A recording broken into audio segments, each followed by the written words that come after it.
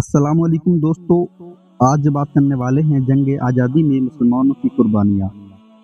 हिंदुस्तान को अंग्रेजों की गुलामी से आज़ाद कर भारत राष्ट्र के निर्माण में मुसलमानों का अहम योगदान रहा है। मुगलों के आने के बाद भारतीय राष्ट्र का वह स्वरूप नहीं रहा जो प्राचीन काल में हुआ करता था।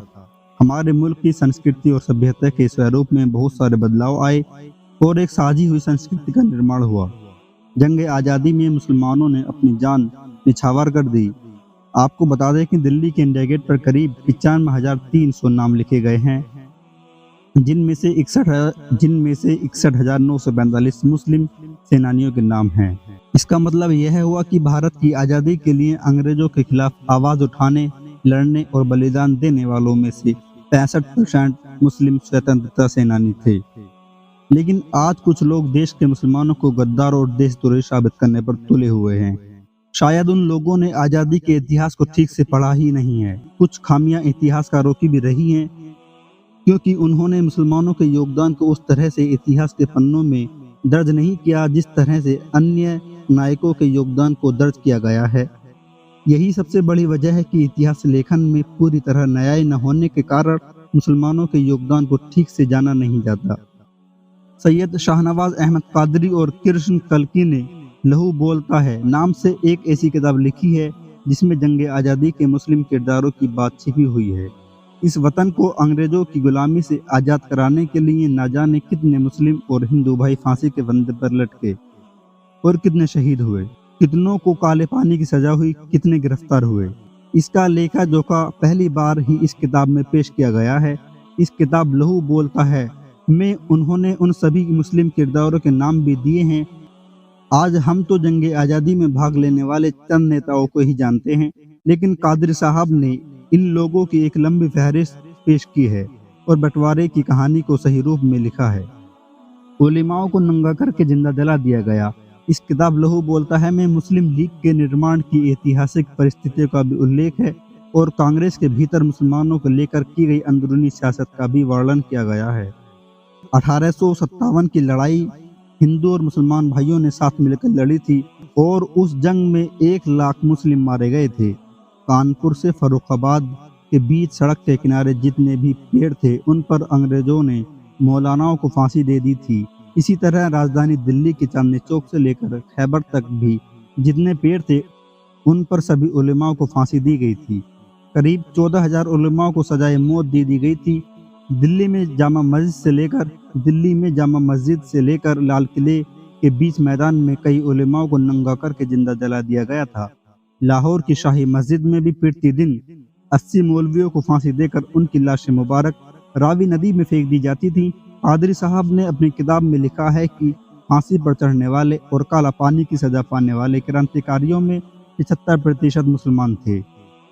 इतना ही नहीं, ये सभी शहीद हुए मुसलमान हैदर अली और टीपू सुल्तान के समय से ही अंग्रेजों के खिलाफ लड़ रहे थे।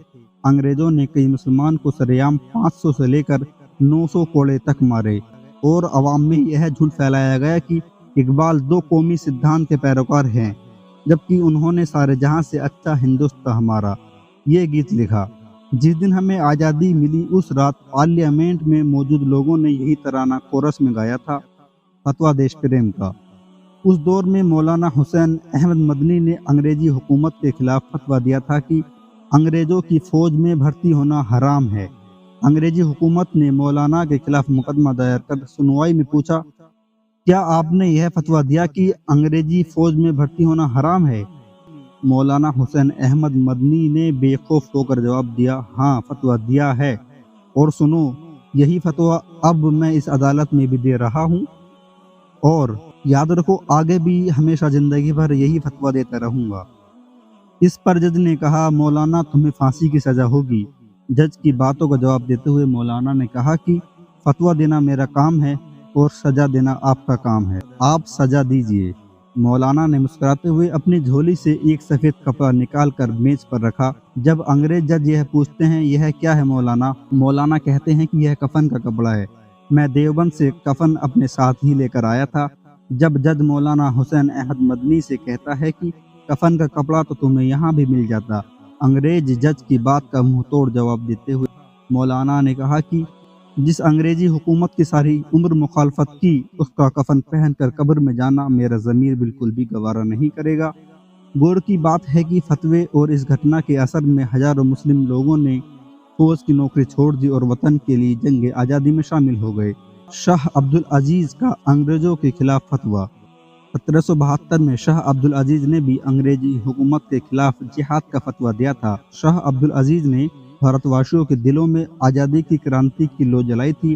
اس جہاد کے ذریعے ہی انہوں نے کہا کہ ان انگریزوں کو دیش سے بھگا کر آزادی حاصل کرو۔ یہ فتوے کا نتیجہ تھا کہ مسلمانوں کے اندر ایک شعور پیدا ہوا اور لوگ بڑھ چڑھ کر جنگ آزادی میں شامل ہو کر شہید ہونے لگے۔